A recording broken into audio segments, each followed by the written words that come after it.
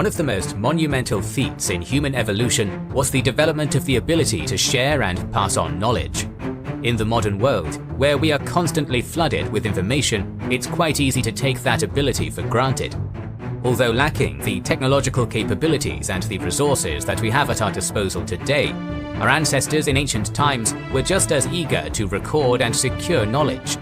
Wise rulers saw the importance of this, building libraries, places where knowledge can not only be stored, but where ideas could be exchanged.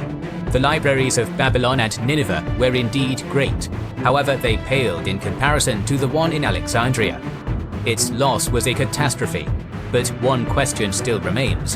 What knowledge did we precisely lose with the destruction of the Great Library of Alexandria? The construction of the library was finished in the 3rd century BC during the reign of Ptolemy II Philadelphos, and it was dubbed Museion, the House of the Muses. A daughter library called the Serapeon, after the Greco-Egyptian deity Serapis, was built during the reign of his successor Ptolemy III. Alexandria became the place where scholars gathered from places far and wide to teach, to learn, to dispute, and to create the greatest library in the ancient world. The first, or one of the first, heads of the Museion was Ctesibius, a famous inventor and mathematician. He was fascinated with the science of compressed air, thereby earning himself the nickname the Father of Pneumatics. According to Vitruvius, specific clocks built by Ctesibius could activate mechanisms at preset times. For example, it is mentioned that during a lavish parade organized by Ptolemy II, a statue of Nysa would stand up by itself, pour libations of milk, and sit back down again.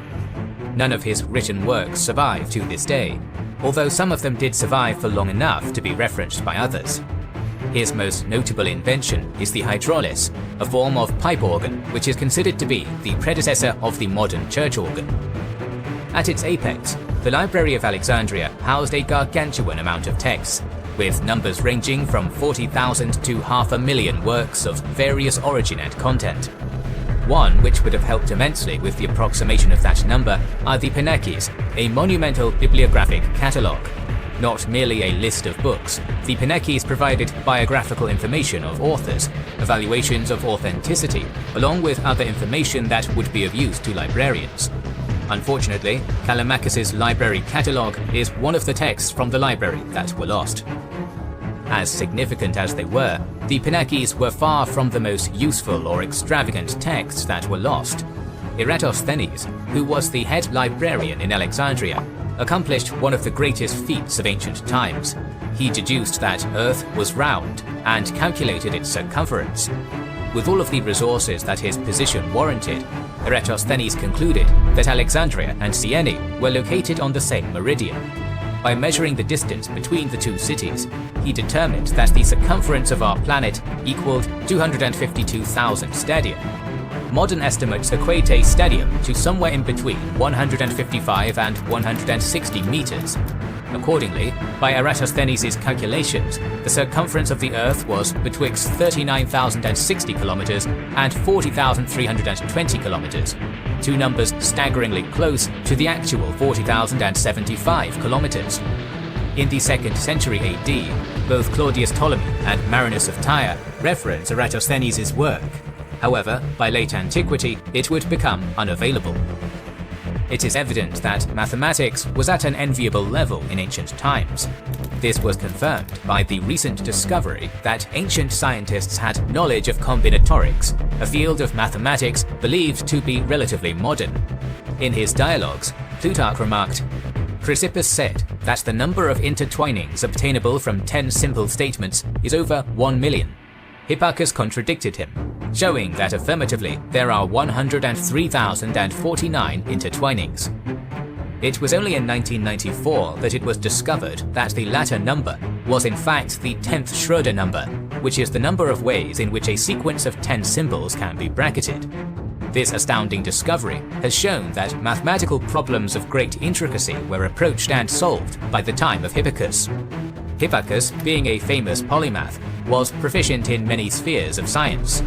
Be that as it may, his most groundbreaking works are in the field of astronomy. After his death around 120 BC, the study of astronomy seemingly went through a hiatus until the times of Seneca in the 1st century AD. In one of his texts, Seneca states that heavenly bodies are in constant forward motion and that what appears as retrogression is in fact nothing more than a mirage. Additionally, his statements that planetary stasis and retrogression are merely an illusion and that heavenly bodies constantly move forward imply that their true motion is not the motion relative to Earth. Although the exact source for this is not known, it is widely believed that it could have been one of Hipparchus's works, or at least that the information was known to Hipparchus also. Considering the fact that Hipparchus calculated a heliocentric system, even though he wasn't a proponent of it, he might have been the source. One ancient polymath who was actually a proponent of the heliocentric system was Hipparchus's contemporary, Seleucus of Seleucia. Strabo mentions that Seleucus studied and explained the tides by using the lunar-solar theory. In his book, The Forgotten Revolution, Lucio Russo mentions that Seleucus's explanations for the tides may have led him to the hypothesis that the revolution of the moon around the Earth is in fact a circular motion of both bodies around a common center. It is also known that he was among the first to consider the universe to be infinite. Unfortunately, none of his writings have survived either. Euclid of Alexandria is considered to be one of the greatest mathematicians of all time, and his Elements remains one of the most published books to this day. With such a legacy that he had left behind, it is inconceivable how much of his research was actually lost. Some sources claim that as much as half of his works did not survive, most notably the ones regarding conics and mechanics. Another field of ancient science that was lost with the Library of Alexandria is optics. Euclid's studies on optics have indeed survived, however they represent a very early stage of research on the subject. Meanwhile, Claudius Ptolemy's later writings are considered to be an incomplete recovery of earlier research. Certain writings imply that a theory of binocular vision had been developed by Hipparchus almost 2 millennia before Galileo and Hans Lippershey developed their own telescopes. Medicine had also suffered from the loss of the Museon, and would not reach the same levels until more than 1,000 years later. One notable physician from ancient times is Herophilus, a man considered to be the father of anatomy. None of his works survive, though they are referenced by later physicians. He is also most likely the first recorded person to have dissected cadavers. During his career, Herophilus thoroughly researched the cardiovascular, nervous, gastrointestinal, and reproductive systems. In his work Midwifery, he described in detail the female reproductive system and the process of procreation and pregnancy.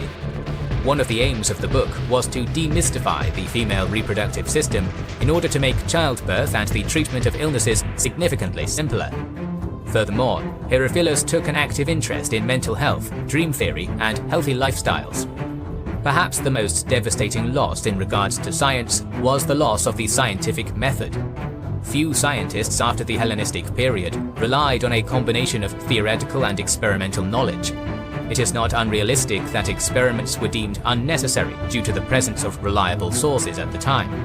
With the disappearance of those sources from the Hellenistic period, scientists were unable to repeat any significant research. Moving away from the realm of science, it is clear that countless works on the topic of history perished with the library. For example, there are mentions of several texts by Callisthenes, the man who accompanied Alexander the Great on his campaigns. These include a history of Greece in between the Corinthian War of 395 to 387 BC and the Phocian War of 356 to 346 BC, as well as a history of the Phocian War. From lesser-known authors, Agathocles' affairs in Europe, affairs in Asia, and on the Erythraean Sea are worth mentioning. One book from On the Erythraean Sea survived, and it was praised and referenced by future writers. If we were to assume that the quality of the lost texts were on par with that of the extant book, it is a possibility that they contained significant information. One particularly interesting text which was lost during the decline of the library is Pythias of Massalia's On the Ocean. Everything that is known of his voyage is known only from the writings of other authors. Due to the fact that his accounts were some of the only sources of information about the British Isles, Northern Europe, and the Baltic Sea for a prolonged period of time, they would have provided useful information in later centuries. In terms of philosophy, the most notable mentions would be texts by the first generation of sophists, Protagoras, Prodicus, and Gorgias. Despite the fact that they were criticized by future philosophers, it is undeniable that their writings were significant. Protagoras is mentioned to be an open proponent of agnosticism, something which was extremely rare and frowned upon in those times. According to ancient sources, his books were burned in public, but are thought to have survived for a few more centuries, with several copies likely being in Alexandria. The biographer Johannes Laertius mentions many of his works. However, the two most important and controversial ones, Truth and On the Gods, are missing. This correlates with the timeline of the decline of the Museion. Besides the sophists, we must also mention the Stoic school of philosophy. Chrysippus, who lived in the 3rd century BC, was one of the main Stoic philosophers, composing over 160 texts. Only fragments of his works survive to this day. It is believed that the Stoic school became as prominent as it did in later centuries due to his excellent defense of their doctrines. Later Stoics, such as Marcus Aurelius, Seneca, and Epictetus, principally placed their focus on ethics, neglecting to write about the foundations of the Stoic principles. Disregarding philosophy, it would have been interesting to read Chrysippus's texts, as he had such a great sense of humor that he apparently died from laughing at one of his own jokes. Countless old Greek works of prose and poetry were also lost. The Titanomachy, also known as the War of the Titans, offers diverging accounts of several mythological events from the famous Hesiodic Theogony. The Thebaid and Epigoni, which tell the story of the war between the sons of Oedipus and Sophocles' tragedy, named after the latter, did not survive either. The Little Iliad, The Sack of Troy, and Returns are only some poems from the epic cycle that told the entire story of the Trojan War. There is a legend that says that Ptolemy III tried to purchase original texts by Aeschylus, Sophocles, and Euripides from Athens, only to be refused. In the end, he managed to convince the Athenians to temporarily send them to Alexandria for copying purposes, in exchange for a large amount of gold. As expected, the Athenians would not see the original manuscripts ever again. If the legend is in fact true, then those works are likely to have been lost. For a long time, the popular belief that the Library of Alexandria met its demise in one single cataclysmic event was widespread. The truth is not as simple.